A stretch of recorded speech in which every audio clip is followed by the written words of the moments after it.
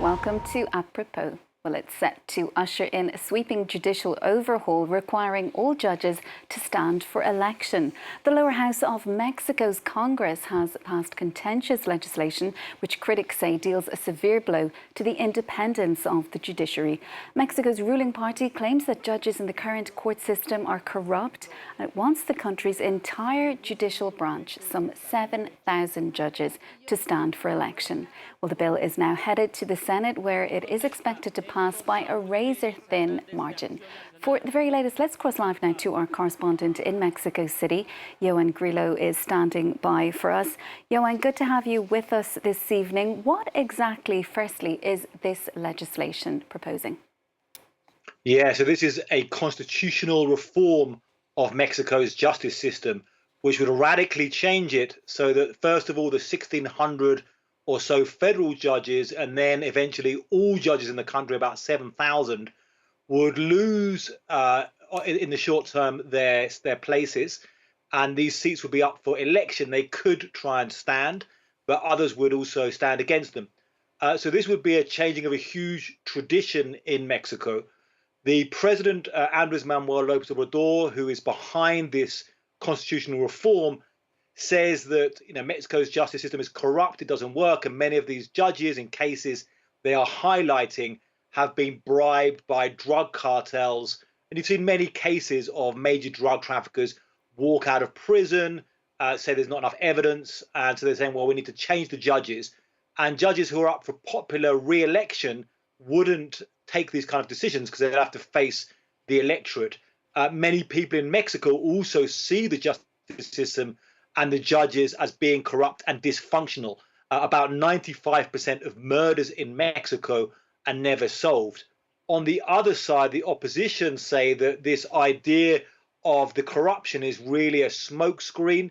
What this is really about is the governing party of the president, López Obrador, Morena party, having control in the elections and basically putting in judges, the 7,000 judges, to be pro-government, pro-Morena judges, and they'll kind of rig and push these elections. They say it won't actually solve the problem of corruption because you have corruption among elected candidates, but it will give the government control of the judicial system and break the separation of powers. They say it's really come about because the Supreme Court particularly has stood in the way of various reforms of the president, including the attempt to put the military in control, effectively a big element of internal policing, and to change the electoral system.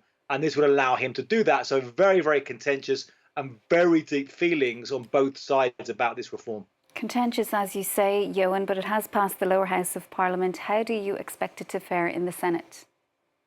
Yeah, so right now in the committees of the Senate, they are discussing this. They aim to put this on Sunday before the whole Senate. Now, it needs a 2/3 majority as a constitutional reform, but the Morena party has almost 2/3, and it's believed that it will get a couple of opposition senators to vote for it. The opposition are saying, well, this is democracy being destroyed. There's very big, very dramatic language being used here. There's protests by judicial workers. Not only the judges themselves, many other judicial workers think that once the judges are changed, everyone will be changed. They're blocking streets. Many people are saying this is the end of democracy in Mexico. However, it must be said that Morena party did win the election massively with a huge, with a big, turnout, and it won over 60% of votes. They had talked about this before the election, so could say they have a mandate to do this. It might be little for the opposition to do, apart from maybe accept this, but we'll see in the coming days what this raises. Another factor that's coming is some federal judges have themselves raised injunctions saying this is inconstitutional, and it creates a very complicated situation.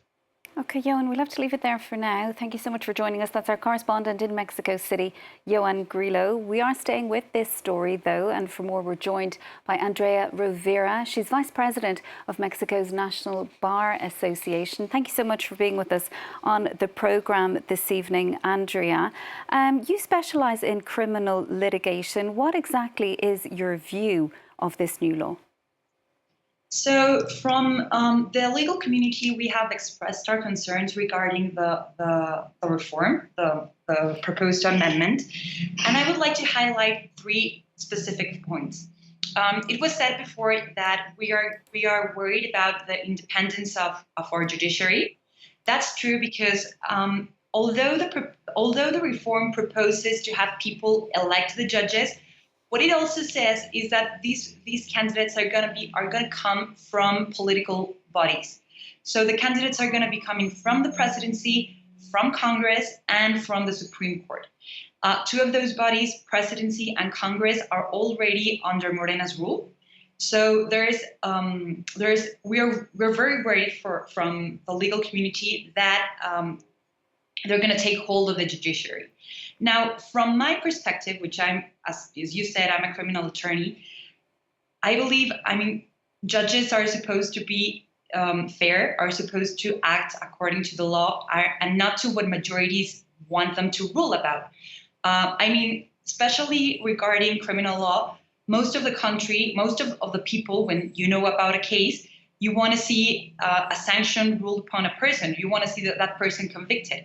So you need a very special person to be able to rule with the law in their hands and say, hey, even if I'm acting against the majority, this person has to walk out free.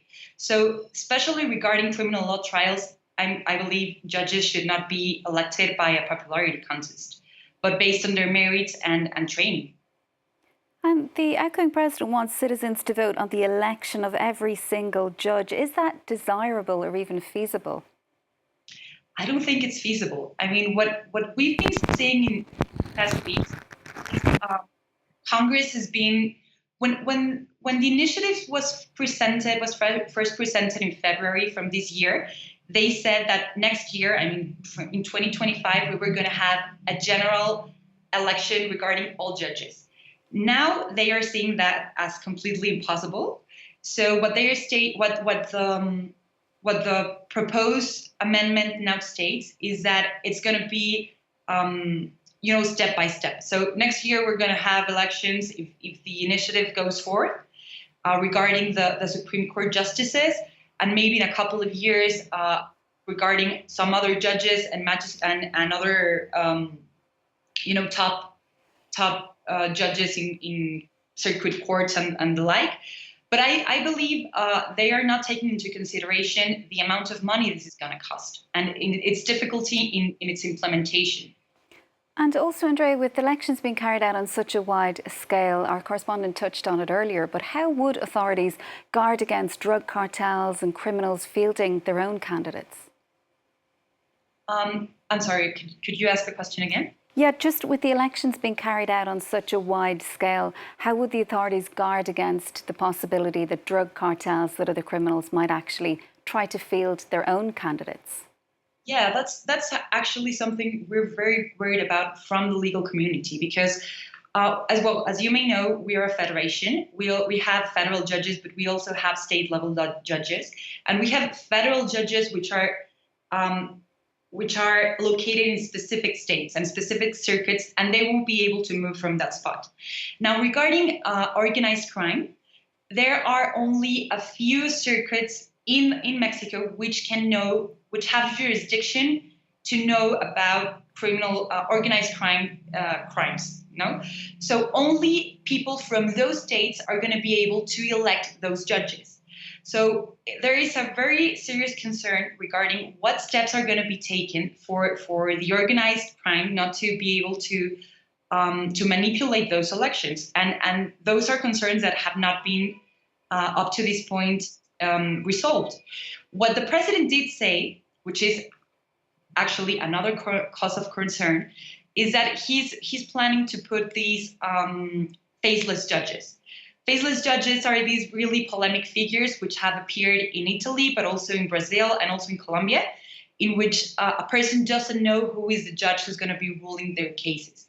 So, of course, international courts have been have expressed their concerns about this point, because you cannot know who the person is going to be judging you, and you cannot hold it accountable or know if I mean, if he could have like a political, like a conflict of interest of any sort. And we've been looking at some images of the protests that have been taking place against this particular legislation. Despite the criticism, the Mexican president's approval rating remains quite high, but he has had several clashes with judges over the years, hasn't he? Yes, he does. The Supreme Court in the past 6 years has been working as a true check against the executive power. It was said before, the Supreme Court stopped a lot of the programs that the president wanted to push through his government. One of them was putting the National Guard in charge of the military. But we also had the Mayan train and tons of other projects which didn't strictly comply with our constitution. So what he's been doing is, for the last couple of years, he's been giving these speeches early in the morning against the judiciary, but it's like specifically against the Supreme Court and against the Supreme Court President Justice. Okay, Andrea, we'll have to leave it there for now, but thank you so much for joining us. That is Andrea Rovira, Vice President of Mexico's National Bar Association. That is it. Thank you. Well, that is it from us for now. Stay with us, though. We'll be back shortly with more world news.